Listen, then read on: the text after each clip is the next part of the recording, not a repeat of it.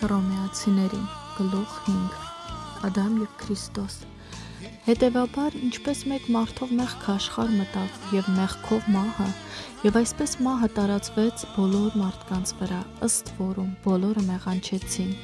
որովհետև մինչև օրենքը մեղքն աշխարհում կար, բայց մեղք չի համարվում, երբ օրենք չկա։ Սակայն մահը թագավորեց Ադամից մինչև Մովսես, անգամ նրանց վրա, ովքեր չմեղանչեցին Ադամի նման, որն օրինակն էր նրա, որ գալու էր, բայց ձրի պարգևն այնպես չէ, ինչպես հանցանքը, որովհետև եթե մեկի հանցանքով շատերը մեռան, որքան ավելի Աստծո շնորհն ու պարգևը մեկ մարդու Հիսուս Քրիստոսի շնորհով ավելացավ շատերի վրա, և պարգևն այնպես չէ, ինչպես մեղքի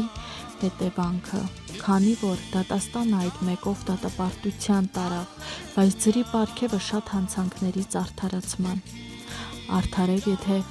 մեկ մարդու մեղքով մահը թագավորեց այդ մեկի միջոցով, ապա որքան ավելի նրանք, ովքեր ընդունում են շնորհի լիությունն ու արդարության պարգևը, պիտի թագավորեն կյանքի մեջ մեկով, Հիսուս Քրիստոսով։